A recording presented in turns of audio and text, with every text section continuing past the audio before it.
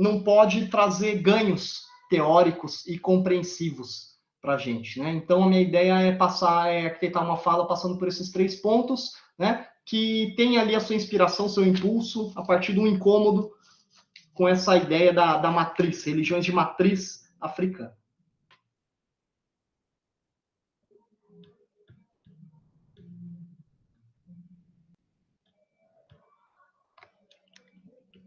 Pessoal, preciso às vezes pausar aqui o meu ritmo, porque é difícil para mim mexer em 2 coisas ao mesmo tempo. É o meu jeitinho. Então, o primeiro ponto, né? Do que eu quero falar quando eu coloco em jogo essas expressões? Religiões afro-brasileiras, né? Religiões de matriz africana no Brasil, cultos afro-atlânticos no Brasil, né? Do que eu quero falar quando eu coloco em jogo essas expressões?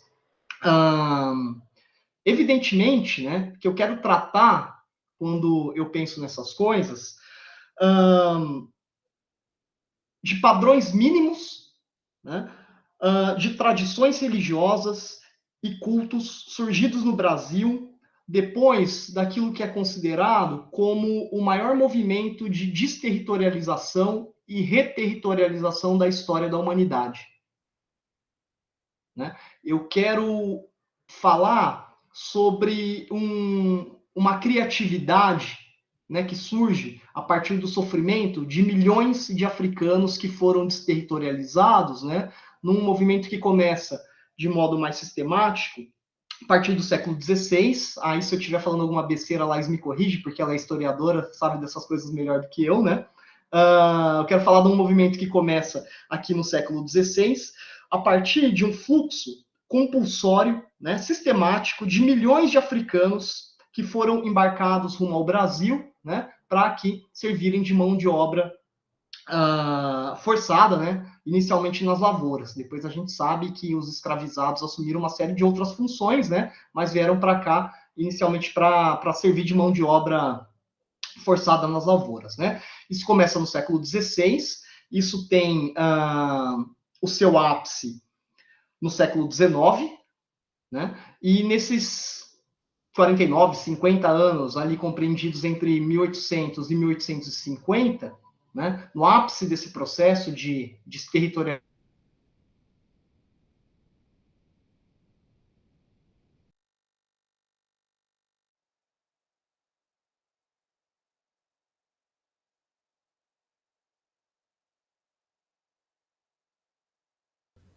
Travou para vocês também? Sim? Mandar uma mensagem para ele.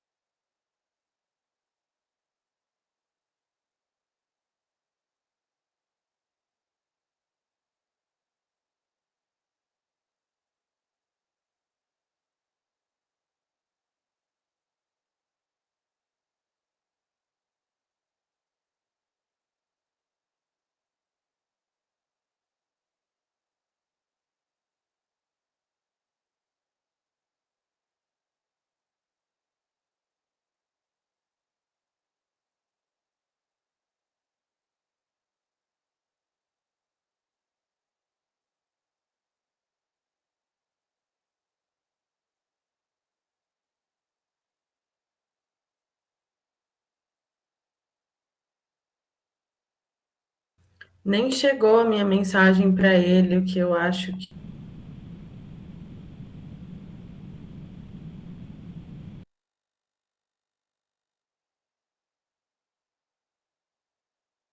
Seu microfone fechou, professora. Ele respondeu agora que caiu, mas que já está retornando para a sala, tá bom? Só mais um pouquinho.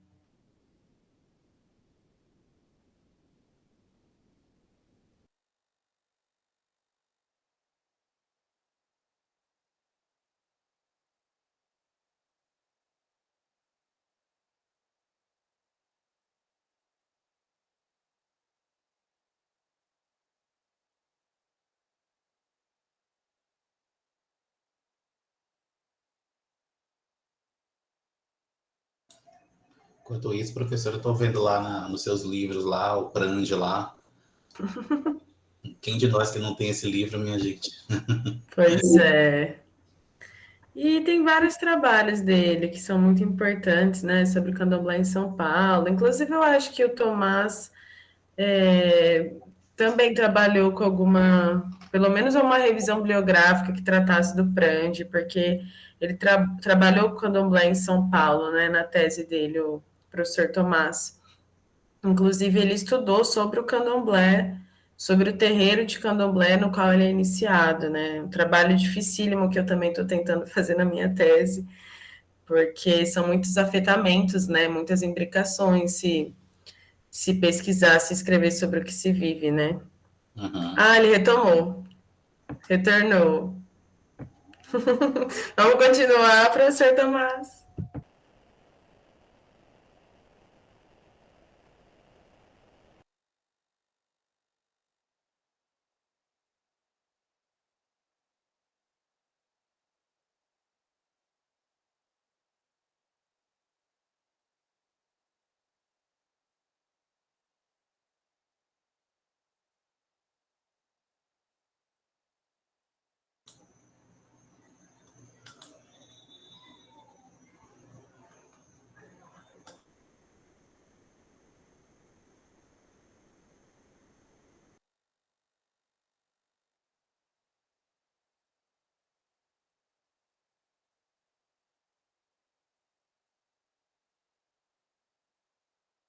O microfone está fechado, professor.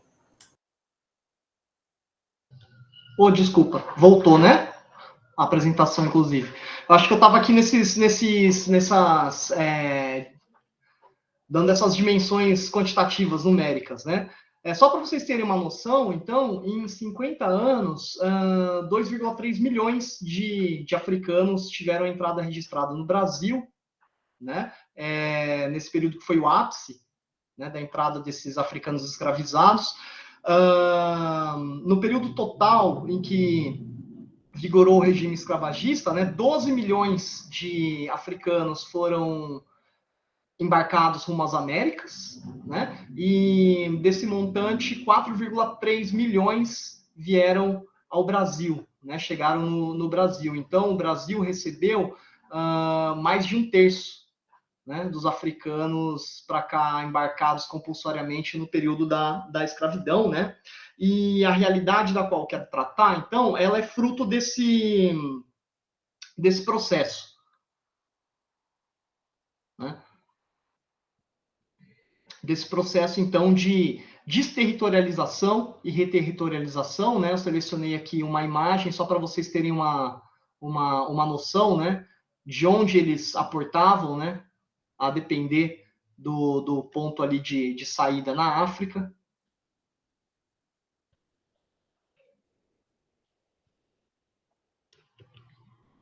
Né? E importa observar, né, que com esse movimento, né, de saída da África, chegada ao Brasil, esses africanos, e isso é sabido já há muito tempo, né, trouxeram para cá e praticamente construíram o Brasil, né? Construíram o Brasil não só porque o país foi erguido a partir do seu trabalho, né? Eram essas pessoas que realmente trabalhavam no país, como construíram o que a gente pode chamar hoje de cultura brasileira, né? Trouxeram para cá, tiveram contribuições, né, nas artes, tiveram contribuições a partir da entrada no Brasil de certas contribuições linguísticas, né? Essas pessoas fizeram o nosso idioma, né? Praticamente, reinventaram o nosso idioma, né? Trouxeram para cá tecnologias, né? Trouxeram para cá técnicas sociais, né? Ligadas, por exemplo, a estratégias de organização política. Né? Então, muito contribuíram com o nosso país e sabemos, né, amplamente, que trouxeram para cá também as suas tradições religiosas. Né? Trouxeram para cá os seus cultos, trouxeram para cá as suas crenças, trouxeram para cá as suas praxes. Né? E aqui com esse movimento de chegada dos africanos, surgiu uma miríade, né? Uma infinidade de possibilidades, né, e de composições, né? Com a chegada desses africanos, dessas pessoas, surgiu o candomblé, né, no plano mais religioso, o candomblé que pode se referenciar, e aí eu já começo a trazer mais concretamente o termo, né, pode se referenciar em matrizes distintas, né, pode ser um candomblé nagô, pode ser um candomblé jeje, pode ser um candomblé Angola, a depender da ênfase ali matricial, né, da ênfase referencial a partir da região da África que é considerada na organização desses cultos, né, a partir do contato desses africanos com populações indígenas, populações já da terra, surgiram, né, outras possibilidades religiosas, como a pagelança, a jurema, o chamado candomblé de caboclo, né? A gente pode contemplar essa criatividade, essa diversidade a partir de certas feições, digamos assim, regionais, né? Esse encontro do africano com a civilização brasileira, indígena, em Alagoas, deu origem a uma tradição, né, a uma matriz de culto chamada Xangô. No Rio Grande do Sul, deu origem ao batuque. Né? Nos centros mais urbanizados, São Paulo, Rio de Janeiro, deu origem à Umbanda. Né? Isso deu origem à Quimbanda, que seria uma espécie de Umbanda que trabalha só com certas entidades. Isso gerou o maracatu, que a Laís gosta de estudar, isso gerou o molocô, né? Eu acho que são inomináveis, assim, né? Incontáveis, na verdade, as possibilidades surgidas a partir da chegada desses africanos no Brasil, né? Escravizados. Talvez o meu ponto de partida aqui seria pensar o que todas essas possibilidades, né? O que tudo isso tem em comum? Né? O que existe em comum no candomblé, na umbanda, na pagelança, no xangô, no batuque, na quimbanda? Né? O que existe por trás disso tudo? Né? E ao pensar no que serve de base, né? No que pode sustentar tudo isso, eu passo então para um segundo movimento,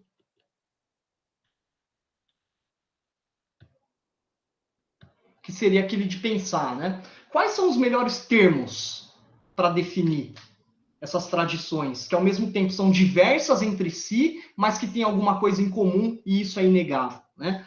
Na tentativa de definir esses cultos no seu conjunto, né, inicialmente, a gente poderia dizer, e acho que essa é a resposta mais intuitiva, né, que eles advêm da mesma matriz. Né? Todos eles são devedores, de alguma forma, né, à chegada dos africanos no Brasil. Né? Todos eles advêm de uma mesma matriz, uma matriz territorial, né, continental, mas às vezes existencial, né, que é a África. E eu parto agora dessa questão de pensar a diversidade desses cultos a partir da ideia de matriz, a partir de um caso de referência, né, já que não dá para contemplar todos, né, que é o do candomblé. Né? Por que isso? Porque candomblé é o que eu gosto de estudar, candomblé é a expressão da qual eu faço parte, né? Então, eu queria falar um pouco sobre essas tensões entre a diversidade, né, e o caráter, ao mesmo tempo,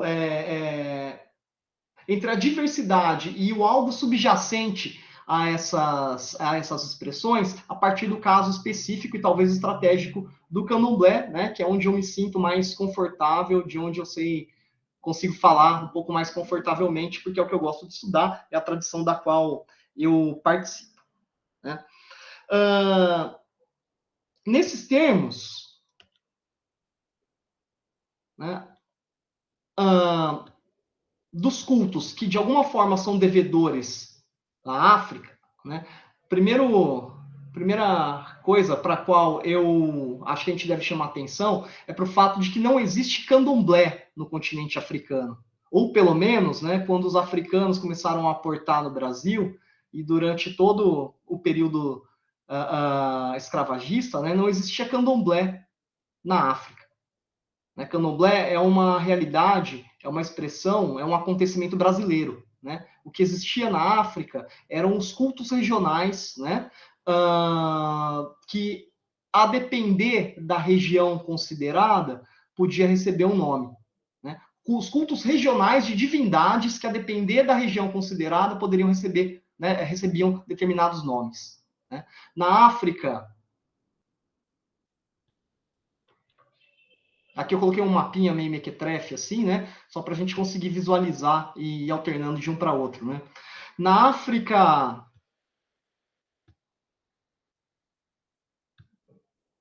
ocidental, falante do Yorubá, né, se cultuam orixás. Né? Se cultuam forças, divindades que a gente chama, ou que eles chamavam de orixás. Né? A África Ocidental, Yorubá, no próximo slide, é essa região marcada em verdinha. Tá? Ou é mais ou menos coincidente com essa região marcada em verdinha.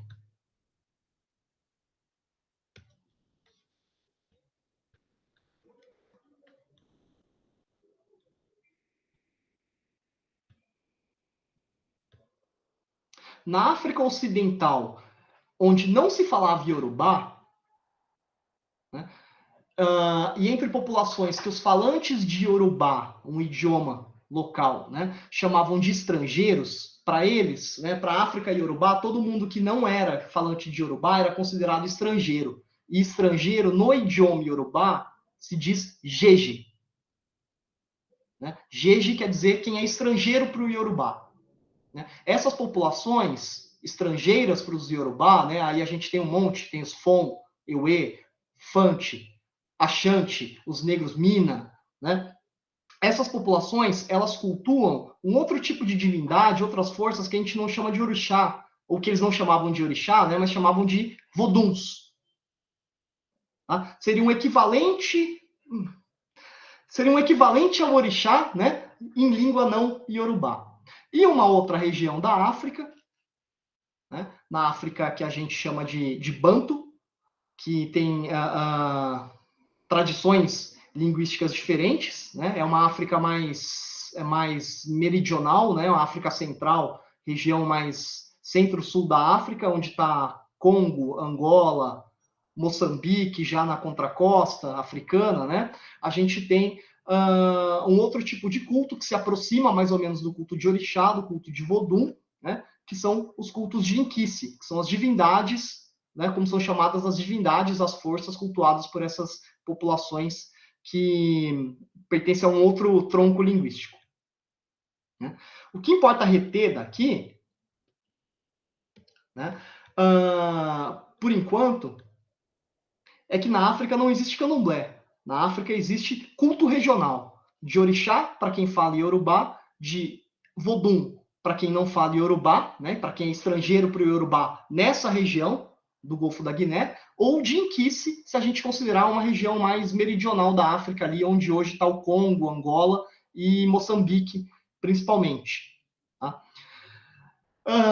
Um próximo passo importante é mostrar como o culto de orixá, as tradições religiosas na África são diversas, e mesmo se a gente pega um recorte, né, que são das populações, né, o recorte que é o das populações Yorubá, isso também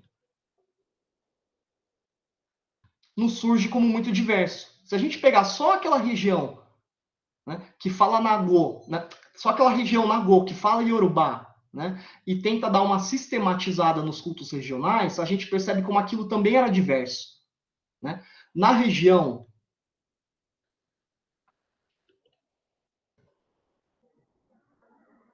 de Ifé e Leifé, por exemplo, se cultua uma força chamada Odudua, né? Que é uma força da criação, né, para os falantes de Yorubá. Se a gente pega a região ali próximo de Ifé, de Ilexá, ali se cultua Oxum. né? Em Oxobô se cultua Oxum também. Em Oió se cultua Xangô.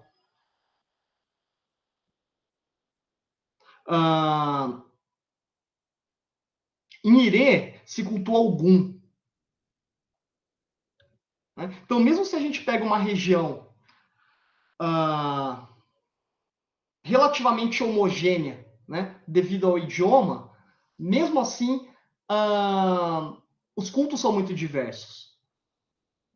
Né? O candomblé, propriamente, ele vai surgir nesse trânsito, né, da África para o Brasil, nesse movimento de desterritorialização e reterritorialização, né, da mão de obra escravizada no Brasil, quando esses cultos regionais, né, diversos, passam a ser sistematizados. Né? Oxóssi Inquieto, alguém escreveu no chat, né, e pulou a janelinha aqui. Sim, a gente poderia citar um monte, né, na verdade. E isso a gente está falando só da área iorubá, né? O que a gente conhece por candomblé surge nesse trânsito da África para o Brasil, quando esses cultos diversos, eles passam a ser sistematizados.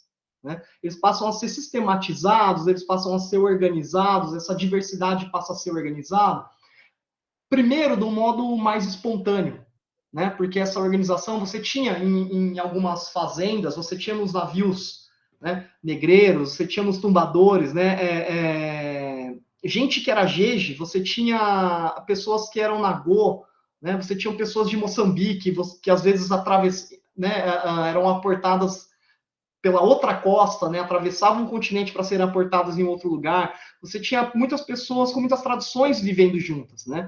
E isso passou a ser organizado, sistematizado, primeiro de uma forma mais espontânea, né? Nas senzalas, nas matas, né? Quando o culto tinha um caráter ainda mais clandestino, né? Do que já no 19, na virada para o 20, né?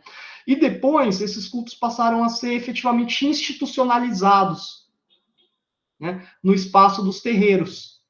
Né? Esses cultos passaram a ser organizados e passaram a acontecer de uma forma, digamos assim, que bastante controlada nos terreiros. Né? E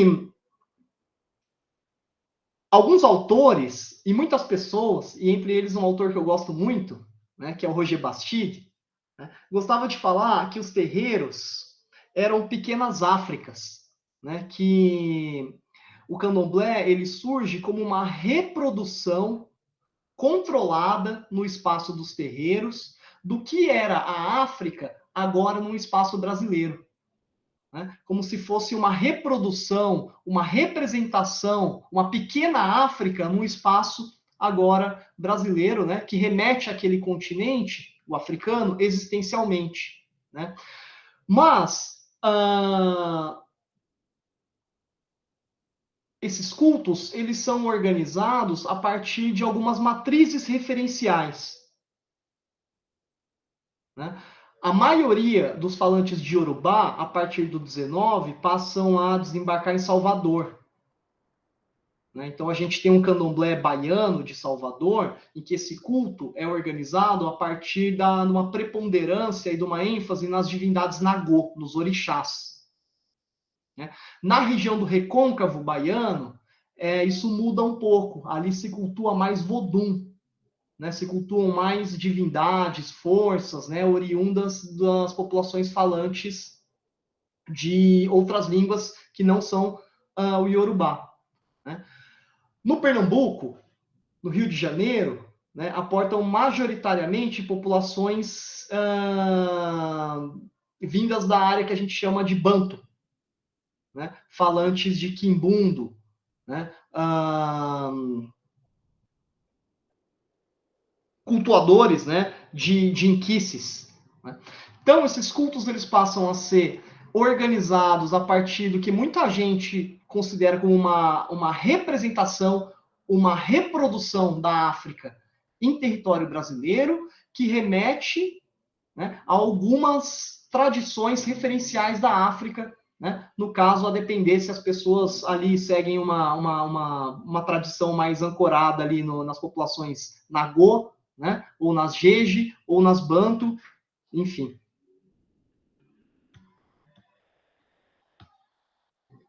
Então, o candomblé, ele surge como uma espécie de reprodução, né, de matriz, de representação do que fora, em outro local, em outro tempo, o culto dos orixás, né, ou das divindades. Estou tentando fazer uma versão aqui mais corrida e resumida para tentar compensar o tempo perdido na Não precisa não, nossa entrada e professor. na minha queda. Não, a gente prorroga um pouquinho. Faz sua fala tranquila. Eu sou um legalista.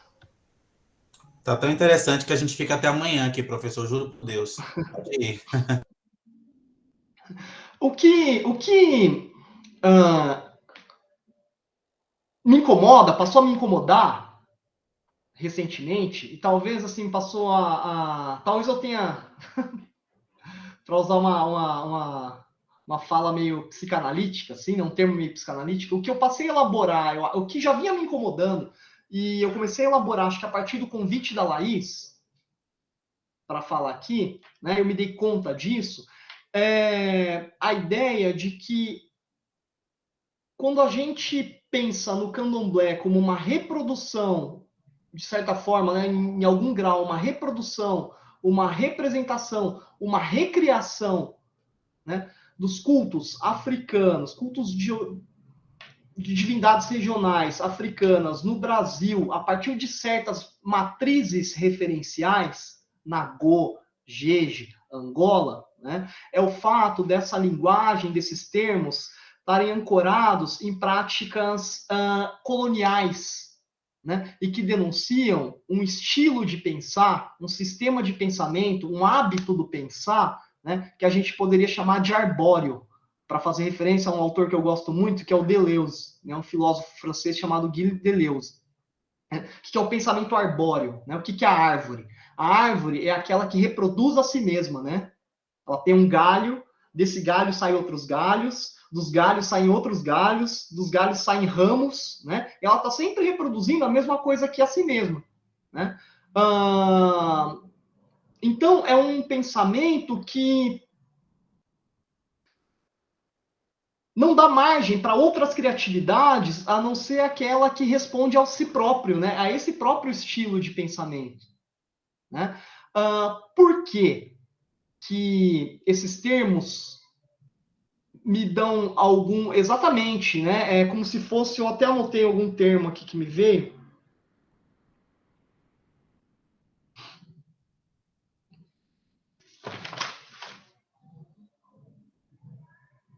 Na medida que ele reproduz a si mesmo, é como se ele fosse uma espécie de prisão político-criativa.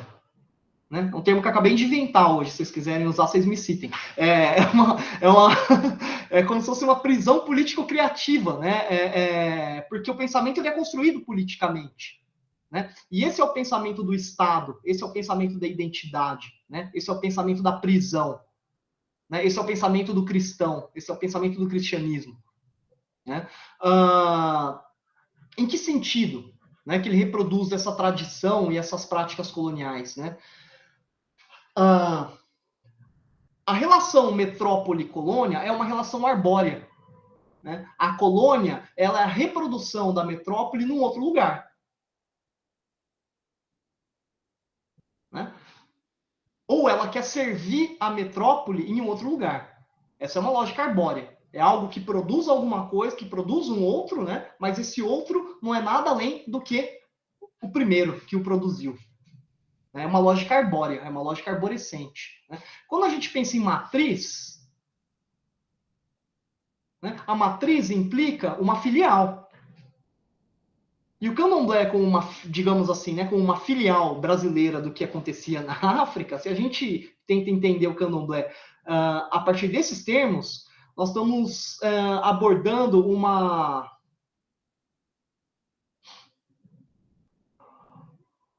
nós estamos abordando uma criatividade outra, que não é a colonial, a partir de termos que não são os do próprio candomblé. Né?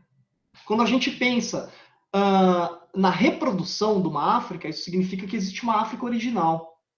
Quando a gente pensa numa representação, isso implica dizer que existe algo que é mais legítimo do que o representado.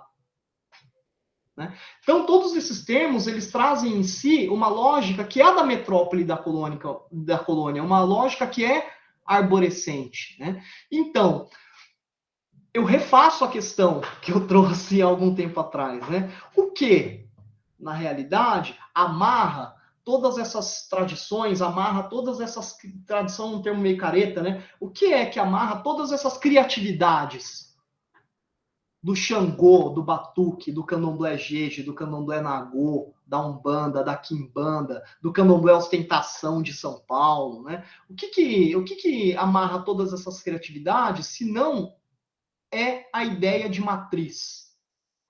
Já que a ideia de matriz, ela fala tudo sobre tudo aquilo que o Candomblé não é, Ou não deveria ser, pelo menos, Embora exista Candomblé vegano, esse tipo de coisa ultimamente, E para tentar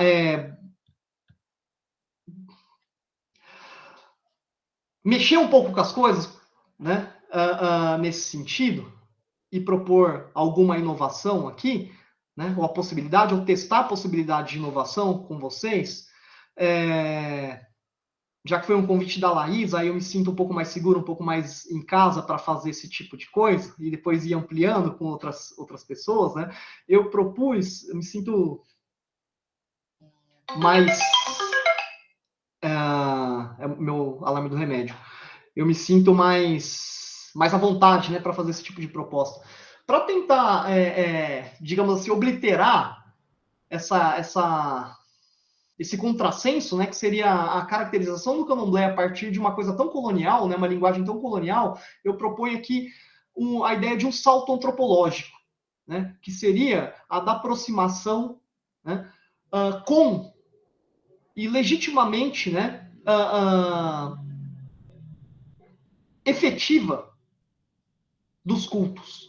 Uma aproximação efetivamente, realmente antropológica, de quem fala do Candomblé com proximidade e participação naqueles espaços. Ou como as pessoas que praticam o Candomblé veem as suas próprias criatividades. E se a gente for pensar nos candomblecistas, eu duvido que a ideia de matriz, talvez as pessoas usem esse termo por costume, por acomodação do pensamento, mas o que a matriz denota, se a gente levar isso de um modo mais reflexivo, eu duvido que as pessoas pensem o Candomblé dessa forma, como um espaço de reprodução de uma lógica cognitiva, do exercício cognitivo colonial. Eu duvido muito que um praticante da religião pense ou que a grande maioria dos praticantes da religião pensem dessa forma, E se essa lógica, então, que eu estou chamando aqui de matricial, de arbórea, de arborescente, me parece contraditório ou insuficiente para contemplar essas religiões, essas criatividades, aqui no caso eu estou usando o recurso do Candomblé, eu penso, e se a gente trocasse o recurso da linguagem em matriz pelo recurso da linguagem em matiz? Ao invés de falar em matriz, a gente falasse em matiz, que é um termo que vem... Aí eu estava pesquisando sobre isso, fiquei com vontade de me aprofundar. É um termo que vem da colorimetria, que é uma ciência que estuda... Eu até anotei aqui. Ela quantifica e descreve a percepção humana das cores. E aí, a matiz associada a determinada cor, ela me parece mais próxima de como as coisas acontecem e são pensadas no Candomblé, Porque a matiz é um tom, é uma possibilidade de tom numa cor. É uma ênfase em determinada cor que pode ir para o mais claro, pode ir para o mais escuro, pode se aproximar de uma outra cor em determinado ponto, mas pode se distanciar em outro. E é a mesma cor. É uma lógica que não tem aquele movimento colonial, metrópole, colônia, legítimo, representação, aquele movimento unívoco, mas ele tem um movimento, a matiz, ela evoca um movimento múltiplo. Você pode ir para todos os lugares a partir de um ponto, né? O trânsito na matiz, ele me parece contemplar possibilidades infinitas, né? E aí eu trago aqui uma representação, né, usando a representação para falar contra a própria representação, né? Eu trago aqui o que seria graficamente, né, essa ideia da matiz, né? A partir disso que as pessoas, então, em colorimetria, que eu aprendi esses dias, chamam de espectro cromático, né? É uma representação que contempla todas as possibilidades de cor, né? E aí percebam que aparentemente, e só aparentemente, por exemplo, o amarelo ele está em oposição ao azul, né? Primeiro lugar, né, não dá para saber ali onde termina e onde começa o amarelo, né? A lógica ali ela é fluida, não dá para saber onde começa, onde termina, não existe fronteira, não existe barreira, não existe movimento unívoco, monolítico. Não dá para saber onde começa o amarelo, onde começa o verde. E o amarelo, ele só aparentemente está em oposição ao azul, por exemplo. Porque se você pegar o espectro cromático representado dessa forma, trazido dessa forma, e olhar no centro, né, ele não está em oposição, porque tem um ponto ali em que eles se tocam, né? Que viagem, né? E essa lógica da matiz, então, que evoca o múltiplo, o amarelo pode passar a ser verde, o verde pode passar a ser azul, o vermelho tem alguma coisa do amarelo, né? E por aí vai, né? Eu acho que a gente chega em construções que são muito mais próximas do candomblé do que quando a gente pensa na matriz, na verdade, ao invés da matiz, né? E aqui eu poderia me estender, porque seria a parte que é uma parte mais legal, que seria o exercício de pensar em como isso acontece nos cultos, né? Vou trazer uma experiência muito recente. Eu tive em Salvador pela primeira vez, na verdade, há, sei lá, uns 15 dias atrás, eu acho, há uns 15 dias, né? E eu visitei um terreiro super tradicional. E as pessoas perguntaram qual que era o candomblé do qual eu participava aqui em São Paulo, né?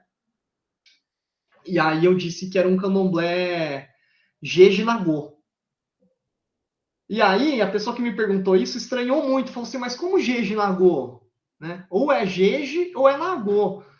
E aqui a gente é Nagô puro. Né? E aí essa pessoa estava me apresentando o terreiro. E aí ela falou assim, aqui é Nagô puro. Eu tinha falado isso, aí ela falando assim, ó, aqui é a casa de Oxum, aqui é a casa de Oxóssi, aqui é a casa de Oxalá, aqui é a casa de Iemanjá. Ah, e aqui é a casa dos Voduns. Aqui tem o Molu, tem Nanã, tem o Xumaré, né? Aqui são, né? Aí eu pensei assim, porra, a mulher estava acabando de falar que era Nagô puro e tem uma casa de Vodum no terreiro Nagô puro, entendeu? Mas não é que ela seja contraditória, é porque a lógica da matiz. Ah, não vou falar, Jason, não pode. Será que é... Mas eu já sei qual é, você já denunciou quando você falou das casas.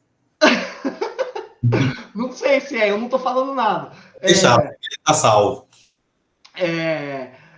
Mas assim, é contraditório isso? Eu acho que não é contraditório, porque na lógica da matiz, o que é puro para mim não é puro para ela. Entendeu? A própria ideia de pureza não é absoluta em si mesma. Entendeu? Para ela é completamente nada contraditório, eu concordo com ela, né? É nada contraditório você falar que tem um terreiro puro na Goa que tem uma casa de Vodum. Como eu gosto de falar que eu frequento uma casa de candomblé, na qual ontem teve um toque de preto velho. E para mim é uma casa de candomblé. Para mim o meu candomblé não tem proximidade nenhuma com a Umbanda. E ontem teve um toque de preto velho. E ainda assim para mim é uma casa de candomblé, que eu diria muito próximo do puro, do que é puro para mim, né? Mas aí eu vou na Bahia, as pessoas me olham como alguém que é da Umbanda. Entendeu? Porque para eles não tem fundamento ser de Nagô. Então a ideia de pureza ela é muito variável, ela não é absoluta. Né? É uma ideia completamente diferente dessa lógica matricial da pureza. Né? em que a metrópole é original e você tem a representação, você tem o puro e o deturpado, mas que alude à representação, né? A gente pode pensar isso quando existem voduns em território de orixá, são cultuados em território de orixá, por transmissão histórica, por questões políticas, históricas de longo alcance, nesse jogo, né, entre candomblé e umbanda, uma das perguntas que eu acho mais difíceis de responder para as pessoas é quando digamos assim, um leigo me fala qual que é a diferença entre candomblé e umbanda. Eu acho muito difícil de responder isso, né? Porque é uma pergunta que eu posso responder só tipicamente. Aí quando eu olho para o meu candomblé, eu falo, porra, mas não é assim. Estou dando uma resposta, mas não sei se eu estou sendo muito fidedigno assim, né? Ou quando a gente pensa em pessoas falando assim, São Sebastião é Oxóssi, São Jorge é Ogum. Você fala assim, mas são a mesma coisa? Aí você fala assim, aí a pessoa pode te responder assim, não, São Jorge é São Jorge, Ogum é Ogum, mas São Jorge é Ogum. Entendeu? São diferentes, mas são a mesma coisa ao mesmo tempo. É uma lógica do múltiplo, não é uma lógica do absoluto. Não é uma lógica, mais uma vez, matricial, em que cada coisa remete a uma outra univocamente, né? É quando a gente pensa, por exemplo, que Oxaguian, para falar de um orixá do candomblé, Oxaguian é um lado novo, digamos assim, guerreiro, do Pacífico e velho Oxalá. Né? Ou quando Airá, em algumas casas, vai ser o lado branco de Xangô. Ou quando Yansan é um lado feminino de Xangô. Né? Porque se os dois comem Amalá, eles têm uma compatibilidade. Em algum ponto, como no espectro cromático, eles são a mesma coisa. Né? Mas um pode ser o lado feminino do outro. Né? Quando a gente pensa também nas coisas borradas entre o dentro e o fora. Entre eu e o terreiro. Às vezes eu estou aqui em casa e eu sei o que está acontecendo lá no terreiro. Sem ninguém ter me contado. Né? Eu sei quando minha mãe de santo mexe no meu assentamento lá no terreiro, sem estar lá. Sem ela me telefonar, sem ela falar nada. Eu sei que tá aqui, às vezes, né? Então, o terreiro tá lá ou tá aqui? Em mim, dentro de mim? Né? O Molu, meu pai, ele tá dentro de mim ou ele tá fora? Né? Será que eu não tenho um mundo em mim? E não tem algo de mim no mundo? Quando eu penso na força de um Molu, será que eu não tenho algo de energia da terra, da saúde, da doença, da cura em mim? Né? E o mundo não tem algo que seja meu também? Né? Então, eu acho que quando a gente pensa nas coisas desse jeito, né, pela lógica da matiz e não da matriz, inclusive a gente pode chegar numa definição existencial, filosófica, que eu acho muito bonita e que me motiva muito a praticar o candomblé, né?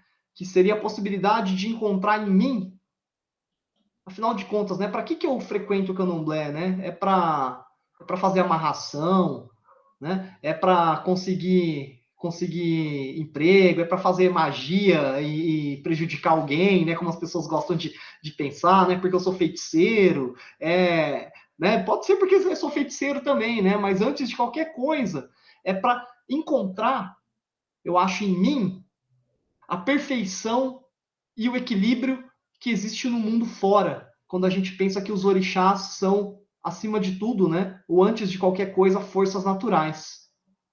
E a natureza, a gente sempre ouve falar, né? Ela é perfeita e equilibrada. E se eu sou parte dessa natureza e eu tenho essa natureza em mim, né? Cabe buscar essa junção, né? Buscar inspirações e condutas que me tornem tão perfeito e equilibrado como a natureza. Né? Sem que eu me junte de fato ao mundo natural, porque é uma coisa que eu não quero fazer antes do tempo. Né? Porque o dia em que eu morrer, que aconteça daqui a muito tempo, né, eu volto para o mundo natural. Né? Eu deixo de ser humano, eu deixo de ser uma coisa que a gente gosta de pensar como acima da natureza, né, ou extra-natureza, e volto a ser o natural. Né? Então, acho que a verdadeira busca religiosa pelo candomblé seria essa. Né? Como me alinhar com a natureza sem que eu passe a ser efetivamente parte do mundo natural, né? E aí eu gosto de pensar muito nessas coisas, e só é possível a gente pensar existencialmente assim quando admitimos que não é uma lógica da matriz, mas é uma lógica da matiz, né? Porque o dentro e o fora precisam ser algo confusos, né? Um precisa conter algo do outro sem que se confundam de todo, né? E tenham uma identidade muito enrijecida, porque aí a gente já muda de regime lógico mais uma vez. E aí, para encerrar, eu acho que é só quando a gente pensa inspirado pela matiz é que faz sentido, né, esse provérbio iorubá tão conhecido, né, entre aqueles que são simpáticos ou praticantes do candomblé, né, de que Exu matou um pássaro ontem com a pedra que o senhor jogou hoje. Né? Porque esse provérbio ele traz tudo, não é porque Exu é milagroso. Né? É porque o ontem e o hoje, eles são confusos para o candomblé, confusos não do modo pejorativo, mas do modo criativo. Né? Eles dão possibilidades com o candomblé, você pode, a partir do candomblé, você pode transitar por possibilidades impensadas, porque elas são infinitas. Né? Você pode, inclusive, acertar um pássaro ontem com a pedra que você só jogou hoje. Não é por ser milagre, é por ser múltiplo, é por ser contracolonial. Né? Vejam que o Exu, que acerta o pássaro ontem com a pedra que ele jogou hoje, ele é tudo, menos algo que cabe na lógica colonial, matricial, do movimento único, da metrópole para a colônia. Né? E aí eu penso também, né, em como isso, como a lógica cristã é colonial. Né? Quando a gente pensa nessa ideia, traz essa, né, recorre a essa ideia, né, não sei exatamente se é uma parábola, enfim, né, tão vigente, né, entre os cristãos mais afeitos ali à sua própria religiosidade, né, de que quando a gente lembra, né, que Jesus, segundo a Bíblia, disse, né, em certa passagem, eu sou o caminho e a verdade, né, para dizer que as pessoas devem conhecer Deus através dele. Né? E conhece a verdade, né, conheceis a verdade e a verdade vos libertará. Né? Pensem como isso é monolítico, né? Como isso é colonial. Conheceis a verdade e a verdade vos libertará. Eu sou o caminho e a verdade. Né? Quando eu penso eu sou o caminho e a verdade, eu penso no caminho do barco vindo ali naquele gráfico da África para o Brasil, assim, né? O caminho. E aí quando eu penso em Exu, eu penso em alguém que matou o pássaro ontem com a pedra que ele jogou hoje, né? E como é alguém que se liberta da verdade, não é a verdade que me liberta, eu que tenho que me libertar da verdade, né? Dessa verdade única. Né? E para encerrar, assim, eu só chamei a atenção para uma outra coisa que me incomoda, um outro detalhe, sei lá, semântico, que eu não acho que se trate de pluralidade, nem de diversidade. O candomblé não é um regime da pluralidade, porque a pluralidade, né, é o mais do um.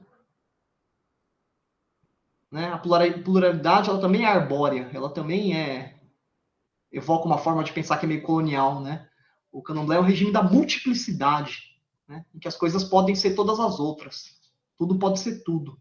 Né? E aí que está, acho que aí que tá a magia, né, da coisa, é você poder fazer qualquer coisa com qualquer elemento, né, desde que você tenha a sensibilidade para ouvir o que o cosmos está te dizendo e você deve fazer com aquilo para atingir determinados resultados, mais uma vez, né, para se tornar parte do mundo da melhor forma possível, sem que seja totalmente parte do mundo, né, porque aí a pessoa está morta e a pessoa está morta, inclusive, acho que cognitivamente, politicamente, né? Porque entrou totalmente na lógica colonial, virou uma coisa só, né? Acho que é isso, é uma viagem que eu falei de tudo falei sobre tudo, menos o que seria uma introdução ao candomblé, assim, né? Mas eu quis pirar para trazer um bom ponto de partida. Eu quis pirar para tentar ser coerente, assim, né? E não trazer uma resposta sobre nada, né? Mas com essa fala trazer um bom ponto de partida, na verdade, né? Se não foi uma explicação para leigos do que é o candomblé, eu acho que dá pista sobre o que se faz como um bom ponto de partida para pensar ou para querer vivenciar o candomblé, né? Um bom ponto de partida, acho que é se desvencilhar da lógica colonial e eu gostei muito de trazer de levantar a possibilidade desse exercício, de pensar a partir da matiz e não da matriz. Então, acho que isso fica como um bom ponto de partida, né?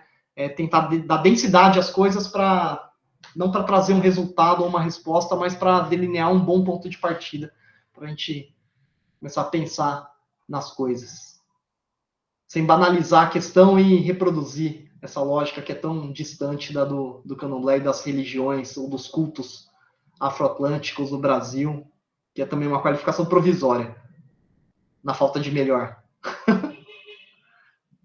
É isso. Provisório até quando? Provisório até quando? Desculpa? Provisório até quando? Não sei. Até escrever alguma coisa isso ser fixado, né? E se bem que tá gravado, né? Muito, muito obrigada, professor Tomás. Muitas considerações, assim, extremamente interessantes, inquietantes. Eu gosto muito, né, desse tipo de exposição que traz, né, traz perguntas o tempo todo, não traz tantas respostas, né? E eu acho que é disso que a gente está precisando, né? Um mundo cheio de respostas, cheio de fórmulas simples de compreender coisas complexas e, enfim, isso também às vezes é asfixiante, né? Você perceber essa tentativa de simplificar coisas tão complexas com fórmulas tão simples. Então, me contempla. Eu espero que as pessoas do grupo também tenham esse sentido, né, instigadas a pensar sobre todas essas questões que o professor Tomás trouxe. E agora eu gostaria de abrir para comentários, questionamentos, dúvidas, enfim, sobre o que o professor expôs agora, ou sobre outras questões que possa haver sobre o tema. A Rosilene, pode falar. Ei, professor, boa noite, Laís. A minha dúvida, já até em certo momento perguntei a Laís em particular, é a respeito daquela questão que as pessoas acham que macumba, eu gostaria de compreender esse termo, é um termo pejorativo ou não? Eu geralmente em sala de aula, eu levo para o lado quando me perguntam, que os alunos estão cheios de curiosidades. Eu não sou muito fluente nessa questão. Eu acabo levando pela questão do instrumento musical. Aí apresenta a imagem do instrumento, mostra para eles, fala que é por causa de um preconceito histórico e tal. Estou no caminho correto?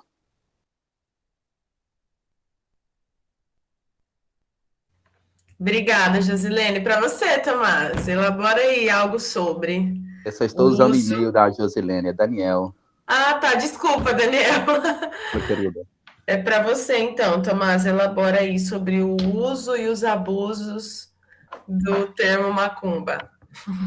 Eu acho que é complexo, é uma situação, acho que é uma questão de tinha slogan do cigarro, né? Eu acho que era uma questão de bom senso, né? Não lembro se era da bebida, do cigarro, que era esse slogan. Já vão me derrubar minha conexão aqui, né? Tipo, cristianismo, cigarro, enfim. Eu acho que é uma questão de bom senso, porque eu, por exemplo, entre os amigos, e quando eu vou no terreiro, eu adoro falar. Assim, vou na macumba, amanhã eu tenho macumba, né? E eu acho que isso vale para outras coisas, né? Isso vale para um vocabulário, sei lá, um vocabulário queer, um vocabulário certas expressões vigentes entre negros ou pretos, e enfim, que gostam e se permitem chamar assim, né? Eu acho que tudo é uma questão de bom senso. Eu acho que é difícil. Acho que só o contexto vai dizer, né? O contexto que vai dar se isso é pejorativo ou se isso, digamos assim, é carinhoso. Desculpa, eu fico vendo Josilene aqui e esqueci o nome. Daniel. Daniel. Então, Daniel, acho que é difícil, né? Mas eu diria que se você não é muito familiarizado, eu não arriscaria a usar o termo, né? O termo fora do contexto. Eu acho que é importante esse seu movimento de mostrar que, né, que é um termo que se refere a um instrumento musical, que foi, né, sei lá, deturpado ao longo do tempo, né? Eu acho que é importante ser cuidadoso nesse sentido, mas é uma questão muito delicada, né? Porque eu falo macumba, meus amigos falam, mas a gente está num contexto em que isso é permitido e a gente usa a expressão carinhosamente, né? Então, acho que sempre estar atento ao contexto, mas eu não gosto de ver a expressão, de ouvir a expressão na boca de gente que não é muito do meio, assim, sabe? Acho que tem que ser um contexto muito preciso, uma situação muito precisa para eu ter a segurança de ouvir aquilo, eu ter a convicção de que eu estou ouvindo aquilo sem sem nenhuma carga negativa. Né? Falei, não falei nada, né? Mas é porque eu acho que é isso mesmo, vai depender muito do contexto. Mas eu acho que você está certo em estar preocupado com isso, né? Em ser cauteloso. Acho que é por aí, não dá para vacilar, não, né? Até porque é no vocabulário que a gente faz as coisas, né? Eu fiz uma brincadeira aqui sobre matriz e matiz, mas assim, é uma brincadeira que traz implicações muito sérias, na verdade, né? Na verdade, a gente ainda vive aquela questão do preconceito e do medo com as religiões de matriz africana ou afro, como foi debatido, muito grande. E os alunos, eles têm um conceito que, semana passada, que quando fala de religiões de matriz africana, eles compreendem que é uma religião do mal. E para você mostrar para eles que não é esse contexto, que é algo diferente, que religião de matriz africana não é diabo, não é Satanás, não é nada disso, para mostrar para eles é uma complexidade muito grande, que para eles está tudo no mesmo pacote. E geralmente eu acabo utilizando a própria Bíblia. Eu digo, olha, diabo, luz, Satanás é questão de judaico-cristão, não é questão de outras religiões. Você não pode colocar no mesmo pacote. Mas, assim, é um trabalho a longo tempo que o preconceito predomina. É a lógica colonial mesmo, né? Enfim, porque da mesma forma, né? Existem a gente vê denúncia o tempo todo aí de casos de, sei lá, de pedofilia envolvendo padres, enfim, né? De pastor que é estelionatário, né? Sei lá, como tem pai de santo que é bandido, né? Como tem, enfim, isso acontece em todas as profissões, né? Agora, por quê? Demonizar uma só, né? Acho que o movimento de demonizar já traz essa lógica colonial de colocar as coisas em caixinhas sem que possam ser e devam ser complexificadas, né?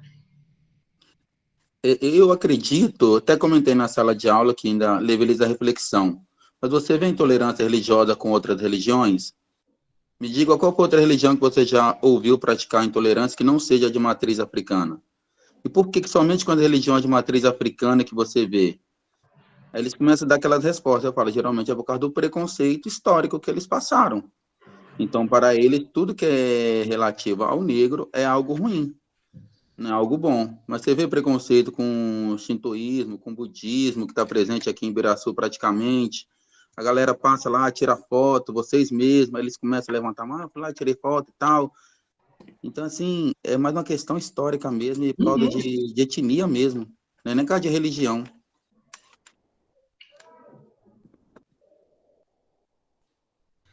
É isso mesmo, Daniel. A gente tem utilizado bastante o conceito de racismo religioso. Posso, inclusive, te mandar um trabalho que eu estava lendo recentemente sobre o tema, porque é impossível tirar a raça dessa equação, sabe? Quando a gente vai pensar em como essa violência afeta os praticantes das religiões historicamente subalternizadas por conta da raça dos seus praticantes, né? Então, se não tivesse havido racismo, né, não teria se não tivesse havido escravidão, né, não teria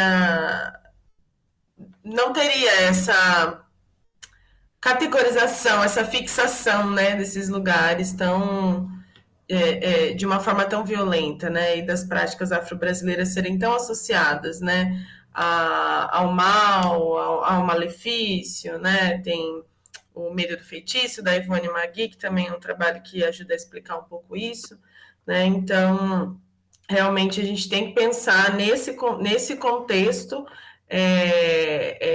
em consideração ao racismo, né, não tem como pensar como práticas de violência isoladas, né, fora desse contexto, dessa organização hierárquica, né, dos grupos raciais. O Jason, né, levantou a mão. Jason? Oi, em primeiro lugar, parabenizá-lo, professor, aí pelas explicações, né, eu quero contribuir com algo, né, com a pergunta aí do Daniel.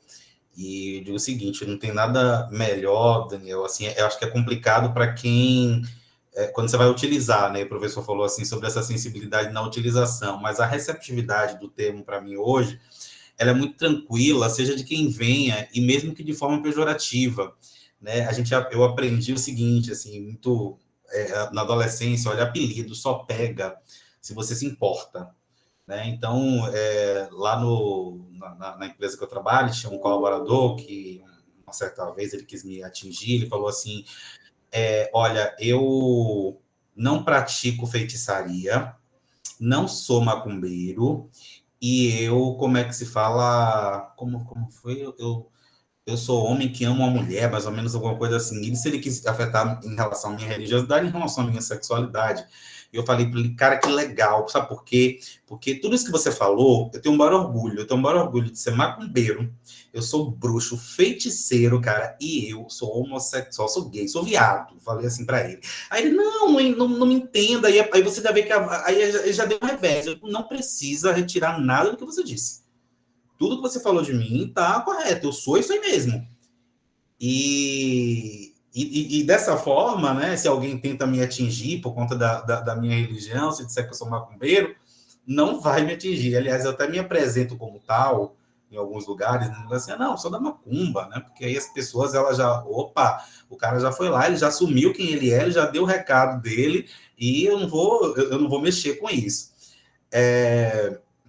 Aí eu tenho também uma outra contribuição e depois eu quero te fazer uma pergunta, né? Queria que o senhor comentasse essa contribuição, que eu vou tentar fazer agora, se é que se pode chamar de contribuição, depois tem uma pergunta. Em relação aí, quando o senhor fala sobre essa questão da pureza, né? E o senhor veio aqui em Salvador, eu sou de Salvador, tá? E nesse terreiro que eu sei qual é, né? Que houve todo esse diálogo. Eu sou da Umbanda e os meus amigos, eu tenho amigos do Candomblé, eu tenho uma rede de relacionamento bem vasta aqui, né, de Candomblé, de Jeje, de Angola, né, e aí as pessoas falam assim, nossa, porque a Umbanda, ela mistura demais e tal, e o Candomblé é pura, eu digo, tá bom, então vamos lá, então vamos juntinhos aqui, vamos bater um papo, né, aí eu digo, tá bom, e lá na sua casa, né, tem um cultozinho de caboclo. Aí, não, tem, eu digo, tá, e esse culto ele veio de onde mesmo? Lá da África, tem caboclo lá na África, né? Aí, de Angola, né? Quando de Angola, que, por exemplo, cultua, né, pombagira, e Exus, catiços e tal, eu digo, tá bom, e de onde é que vem isso, né? Vamos conversar. E aqui, né, principalmente na Bahia, onde o sincretismo é muito grande, na lavagem do Bonfim, né, o povo de santo está lá na festa da tradicional festa de Santa Bárbara, né, também, o povo de santo também está lá, inclusive quando o carro de bombeiro lá, tem um ritual lá do carro de bombeiro, que joga água, porque Santa Bárbara é a padroeira lá dos bombeiros, né, inclusive muitas Iansãs, né, naquele momento se manifestam ali, e aí, assim, eu digo, eu não consigo, quando eu dou esses exemplos, eu digo assim, eu não consigo entender onde é que vocês enxergam tanta pureza, né? Eu acho que a gente talvez está falando de uma mesma coisa, né? Acho que de uma linguagem diferente. E aqui discutindo o sexo dos anjos, discutindo o indiscutível. E a minha pergunta também é o seguinte, né? O senhor, eu antes mesmo do senhor estar aqui, quando a professora Laís passou seu nome, né? Eu curiosamente pesquisei um pouco sobre o senhor, né? E aí, né, eu vi lá algumas informações sobre suas pesquisas, né, bem voltadas aí para o lado do candomblé. Então, eu quero saber o que um homem, acredito que eu seja paulista, né, que está em São Paulo, não sei se é paulista de naturalidade, pronto, então eu quero saber o que um homem paulista e branco, né, por que esse homem, né, se dedica e com tanto amor e afinco a pesquisar as religiões do Atlântico Sul, ou as matizes africanas.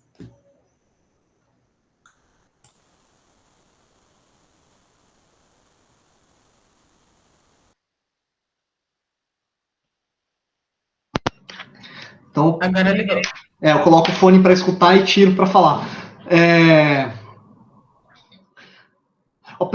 Antes que eu me esqueça, tem um livro muito legal, não sei se vocês conhecem, chama... É um livro sobre Iemanjá e... Maria e Iemanjá na festa de Nossa Senhora dos Navegantes. Eu acho que é um livro que saiu numa edição... Você conhece, Laís? Saiu numa... É super low profile, assim, saiu numa... É uma edição, assim, que acho que fala muito disso, né? Em como... Eu lembrei muito quando você falou da festa de Santa Bárbara, né? Do pessoal virando no santo, dando santo ali no meio da rua, tal. Ele fala bastante sobre isso e sobre o sincretismo mais, assim, o potencial mais criativo do sincretismo, quando ele é visto na lógica dos próprios praticantes, assim, né? Primeiro que eu fico... É muito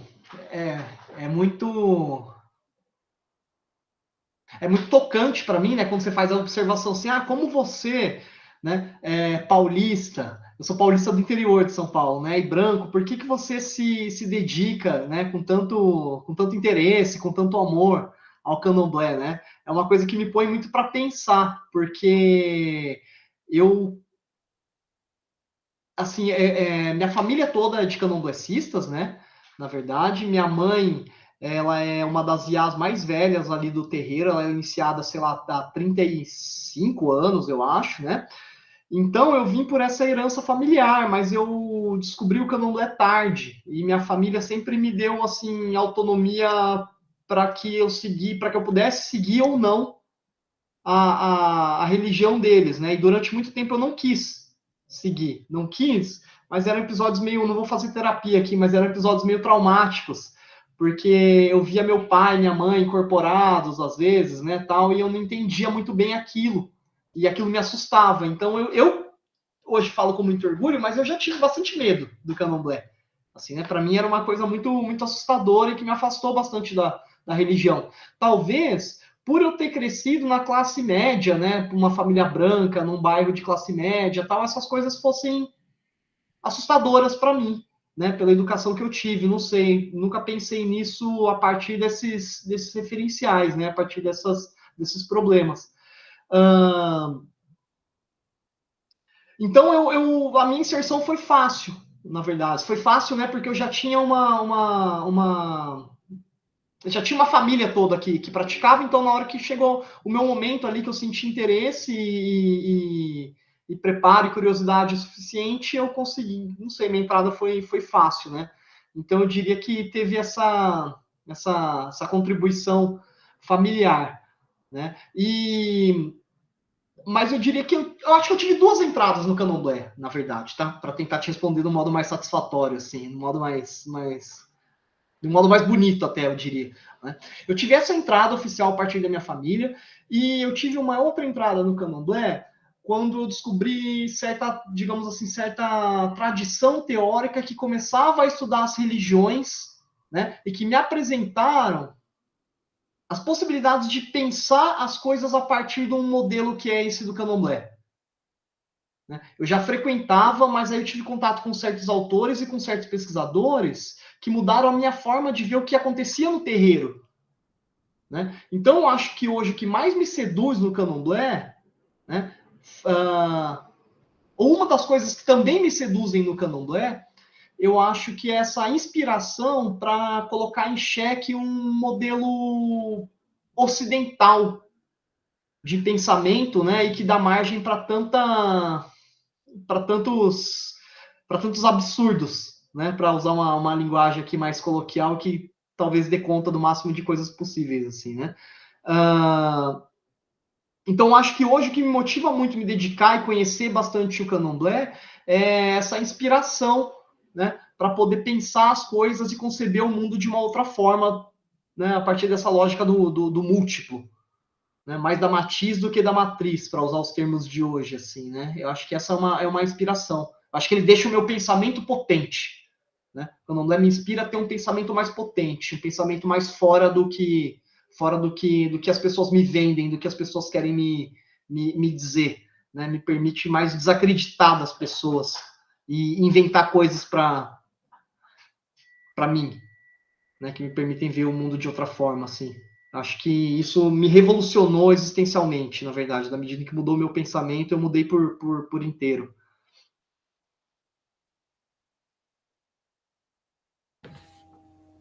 Muito bom. Tinha mais uma pessoa com a mão levantada, mas eu acho que ela saiu. Professor, Não foi? Hã? era o professor que estava com a mão levantada. Não é Não, o professor Daniel, Daniel, que era tem o outra nome da pessoa. Josilene muito comprido? Não, era outra pessoa mesmo. Era Ele sempre, o professor daqui da UniCV, que está sempre também com a gente. ele sempre pergunta, ele sempre interage, mas enfim, ele não tá mais. A Kátia também teve que sair. A Duda tá aí. Duda, gostou da exposição do professor Tomás? Quer fazer algum comentário? A Duda é do HC, Tá, professor mas não pergunta Tomás. assim ao vivo, não, se ela gostou, né? Pergunta depois, pergunta no inbox. Duda, depois você fala se você gostou no inbox.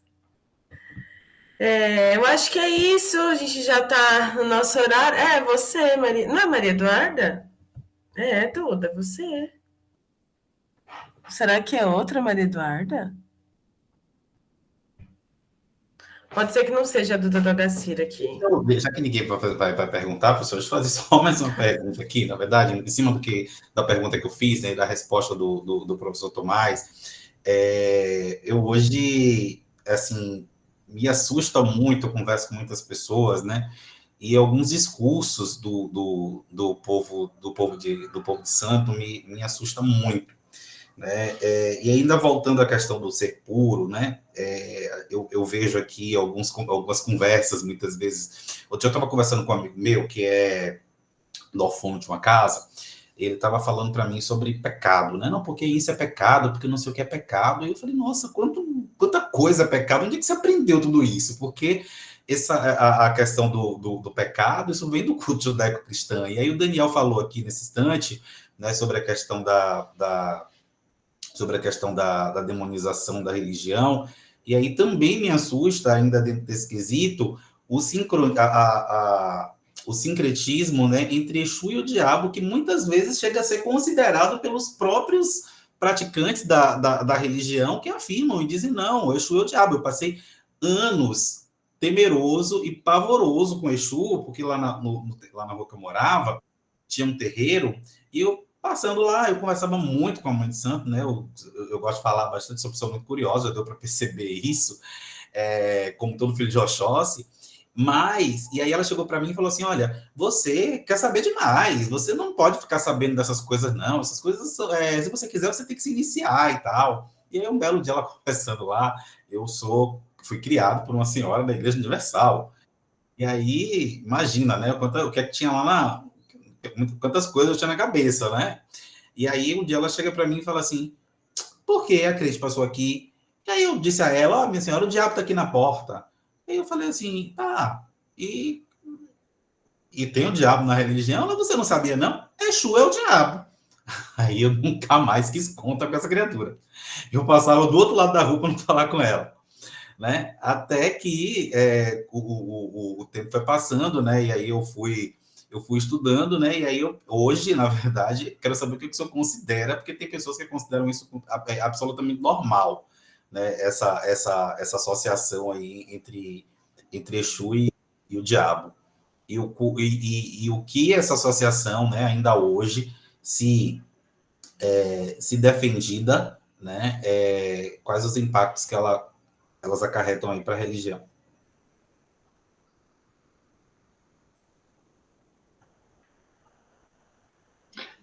Eu falo? Tá. Eu acho que é esdrúxula, né, no mínimo, essa associação, porque acho que é esdrúxula por serem, acho que, cosmologias incompatíveis, né, nos seus princípios mais basilares, né, enquanto a cosmologia da qual o diabo faz parte é extremamente toda maniqueísta, né? E você tem o bem e você tem o mal, e você tem Deus e você tem o diabo, né? E as batalhas cósmicas acontecem a partir dessas duas frentes bem delimitadas, né? No Candomblé, acho que é essa lógica da matiz, do múltiplo, né? Em que nenhuma força é totalmente boa, nenhuma força é totalmente má, né? Acho que por isso que os deuses também, os deuses do Candomblé, se a gente quiser chamar assim, tem gente que não gosta, né? Por isso que os deuses, eles são um pouco humanos também, né? Eles têm falhas de caráter, né? E por isso que nós somos um pouco deuses também, eu acho. Por isso que, inclusive, aí essas fronteiras, elas se borram, né? Os deuses, eles têm, no Candomblé, eles têm interesses, eles têm impulsos, né? Eles têm eles cedem a tentações e ainda assim continuam divinos, ou são divinos até por causa disso, né? Eles traem, eles matam, né? Eles enganam, eles disputam, eles são muito próximos do nosso caráter, né? Então, eu acho que é esdrúxula a associação, porque é no mínimo incompatível, né? São duas cosmologias, acho que incompatíveis. E mesmo assim, isso eu preciso falar, né? Mesmo assim, mesmo com toda essa incompatibilidade, que eu acho que não nos permite comparar Exu com o diabo, e eu também não gosto de comparar, por exemplo, São Jorge com Ogum, São Jorge com Oxóssi, eu não gosto muito do sincretismo, não.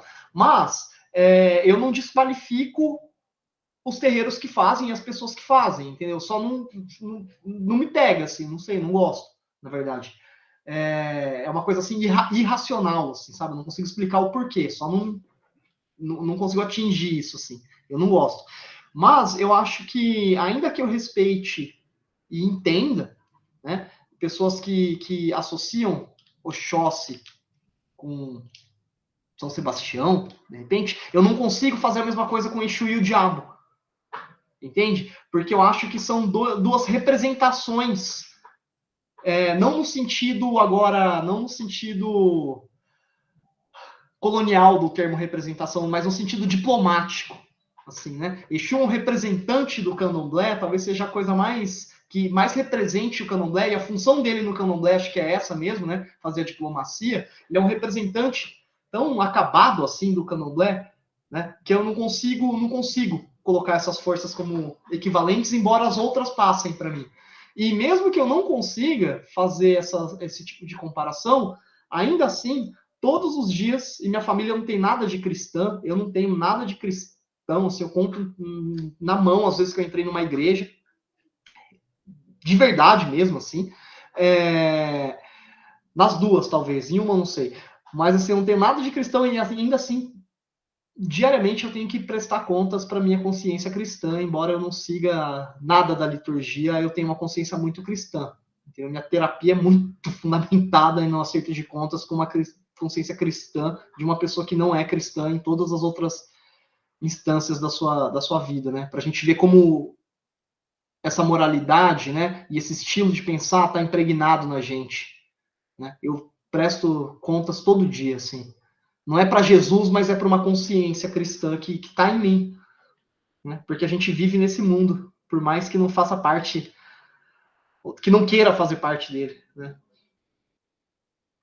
E Exu, como essa força que é acabada, no caso assim, né? Imóvel, acabado né? Não foi uma boa expressão, mas... Sim, imóvel, porque não se fixa, né? Não se fixa e faz esse papel de negociação e se coloca nesse lugar, e daqui a pouco já não é mais esse lugar, e ora negocia, e ora não negocia, e desliza, e enfim, vem vários símbolos e vem várias tentativas de representá-lo, e Exu escapa.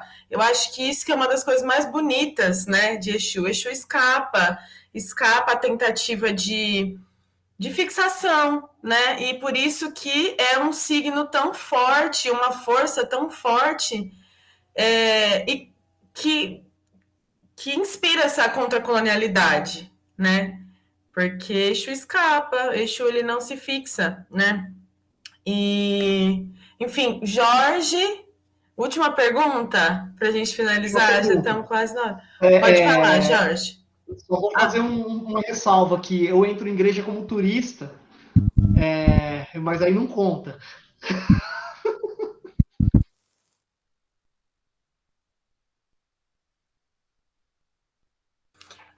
Jorge, não estamos te ouvindo. Parece que está ligado. E agora, melhorou? Agora estamos te ouvindo. Professor Tomás, o senhor falou sobre o sincretismo religioso, né? Parece que o sincretismo religioso o senhor não adaptou na sua apresentação, né? Ou então, acho que por não acreditar nessa transição, né, do sincretismo religioso. Essa é uma pergunta. E a segunda, eu não estou ouvindo o senhor. Você pode repetir, porque deu uma interferenciazinha do fone, bem, acho que numa hora muito crucial da sua pergunta. Aqui na última conversa que o senhor estava falando sobre o sincretismo religioso, o senhor não favorece, né? Não favorece o sincretismo religioso e pela apresentação também não. Até porque o senhor buscou uma história lá atrás, aprofundou lá atrás e chegou aqui no Brasil, né? E não abordou o sincretismo religioso. Essa seria a primeira pergunta. Para o senhor que é praticante, né, porque o senhor tem a teoria, né, e é praticante da religião, essa transição de sincretismo dos santos, né, tanto São Jorge como que é uma representação da Igreja Católica, e São Jorge para Candomblé e Ogum, Candomblé e Umbanda é Ogum. Como a gente vê, né, essa personalidade, que também é um sincretismo da espiritualidade de cada um que aborda esse tema. Porque é difícil, né? Como o Daniel falou aí, como o Geiso apontou algumas coisas, e essa história ela fica um pouco limitada na cabeça dos seres humanos, né, por sérios problemas de racismo, de preconceito. Então, assim, sincretismo religioso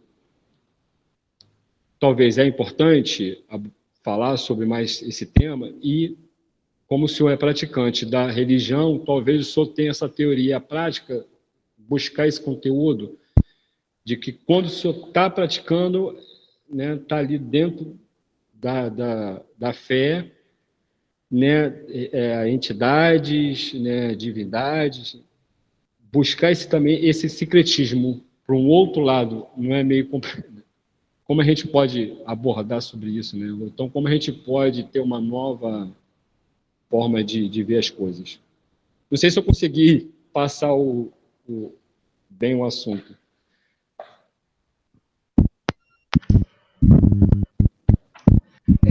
Acho que eu fiquei com o microfone ligado aqui enquanto você falava. Espero que não tenha te atrapalhado. Percebi isso agora só. Tá. Estão ouvindo, né? Então, tá. Eu tive que até existia pelo menos uma notinha na apresentação assim sobre o sincretismo, né? Mas eu acabei passando por ela, porque eu tive que me reorganizar, que me virar nos 30 no final das contas, porque eu não queria me estender muito e, enfim.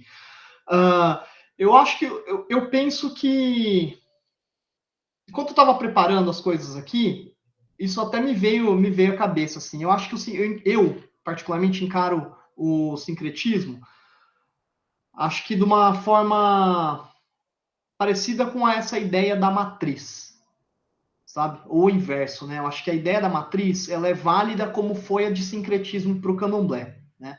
Eu acho que a mãe Stella, quando ela faz a crítica do sincretismo, né? Eu gosto muito dessa posição dela, né? Ela reconhece que o sincretismo foi importante, né? E reconhece que o sincretismo fez parte, inegavelmente, do candomblé, né? Mas, hoje, será que é necessário, né? E aí também é uma questão muito delicada, porque eu acho que é legítima a pergunta, né? Será que hoje é necessário? Mas também, o que será que os terreiros fazem com os santos católicos? Será que quando esses santos católicos entram no terreiro, né, ao invés de ser uma força colonial naquele espaço, não são agora, licença poética, né, não são os macumbeiros que, digamos assim, que enegrecem essas forças europeias e brancas, né? Aí tem um livro, eu sei que a Laís gosta, eu acho que do José Carlos Gomes dos Anjos, né? No Território da Linha Cruzada, em que ele é um livro muito legal, chama No Território da Linha Cruzada, em que ele mostra um pouco isso, né? Como o terreiro, ele inverte essa relação de força. Quando os santos chegam ali, eles dão obrigação, né? Nos santos, nas estátuas de santos brancas, por exemplo, né? Aí é uma força colonial que chega ali, mas ela chega e acontece com ela alguma coisa ao avesso do que se espera. Elas que cedem à força dos pretos, né? Dos africanos, né? Então, eu acho que da mesma forma que é legítimo pensar a função eu estou respondendo, mas não vou chegar a lugar nenhum, já te adianto, né? Assim, eu acho que da mesma forma, porque é uma questão para a qual eu não tenho resposta, e eu acho que elas não precisam ser respondidas sempre, né? Não, eu sei, professor, entendi. Fica à vontade. Eu consigo ter alguns lados, na verdade. Eu acho que, ao mesmo tempo que o sincretismo é questionável, eu acho legítimo questionar. Eu também penso, mas eles não contribuem para os terreiros? Né? O Oxóssi, o São Sebastião não se tornou uma força que agregou no axé de determinado terreiro, porque passou a ser cultuado ali? Né? Essa cosmopolítica não é válida? Não dá para fazer um jogo? Né? Será que o São Jorge não fortalece o ímpeto de Ogum, na medida em que ele passa a ser cultuado num terreiro, da forma como se cultuam as coisas no terreiro? Né? Então, eu acho que tem várias escalas. Num plano mais geral, eu gosto, por exemplo, do que fala a Mãe Stella, mas se eu for ver num plano mais local, depende. O que tal terreiro faz com o sincretismo? Né? Eu acho que a gente pode pensar por aí, talvez mais localmente, mais próximo de cada caso, de cada contexto, para ver o que acontece ali. Né? E aí, pessoalmente, eu não gosto muito me incomoda, mas é aquilo, né? Eu gosto de ser sincero quando eu falo assim, o máximo possível, né? Me incomoda, mas eu não consigo achar explicação do porquê, sabe? É só uma questão, acho que estética mesmo, é uma coisa para mim irracional no sentido de que eu não consigo alcançar. Eu não sei por que a imagem do santo não me toca, sabe? Mas tudo bem, toca um monte de gente e tem muita gente que tem a sua fé no candomblé movida a partir da imagem dos santos, né, da força dos santos, né? E aí talvez eu não tenha passado pelo sincretismo na fala por eu ter escolhido falar, dizer as coisas aqui, lançar as coisas para vocês a partir do candomblé, a partir de um candomblé que está numa região muito específica, né, que é um candomblé paulista, né, a partir de um corpo muito específico, que é o corpo de alguém branco numa região, né, que é de São Paulo, que está num candomblé específico que não tem práticas sincréticas. Né? Então, talvez eu não tenha abordado isso por ter escolhido partir de uma posição deliberadamente, assim, né? Então, para mim, não me interessava porque ele não está aqui hoje na forma como eu quis ver o candomblé para falar sobre essa realidade, né? Mas eu acho que em outras abordagens seria importante, sim, né? Falar sobre o sincretismo. E alguns autores, alguns antropólogos, de uma turma que eu gosto de ler, eles vão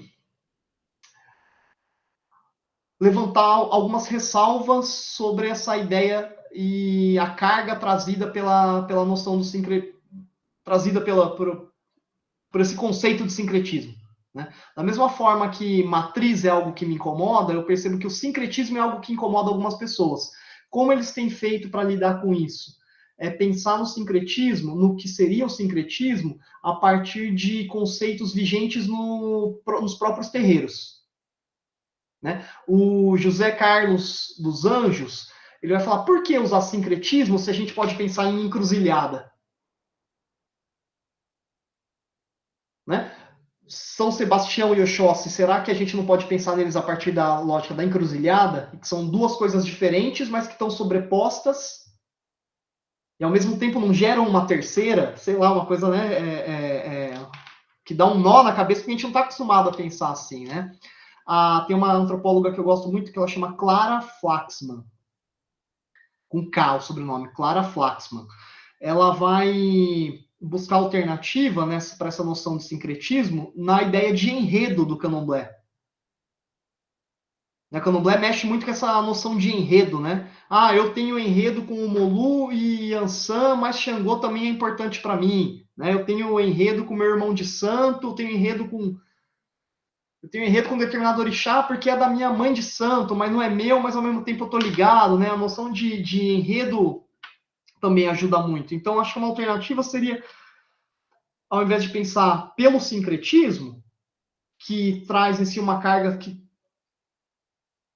tenta colocar as coisas em correspondência, nessa via unilinear, sabe, da representação, né? Ao invés de pensar pelo sincretismo, talvez buscar termos que sejam mais próximos dos terreiros, né, e acionados no próprio contexto da vida nesses espaços.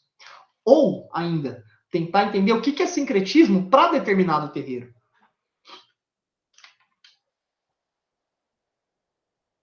Né? Se as pessoas usam o termo é porque ele serve ali, mas o que ele quer dizer ali e não no dicionário? Né? Ou não na lógica mais majoritária, assim, né? E não na lógica católica. Entendeu? Acho que seriam alternativas interessantes.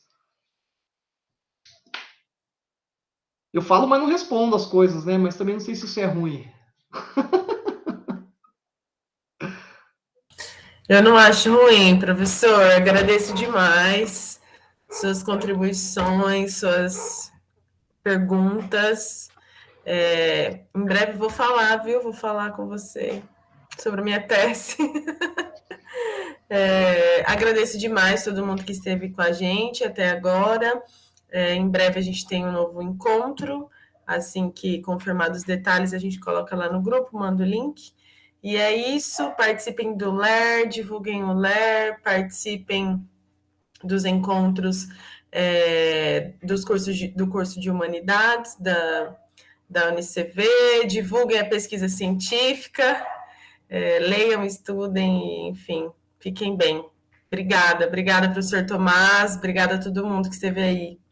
Até a próxima. Valeu, pessoal. Tchau, tchau. Obrigado. Boa noite, gente. Até a próxima.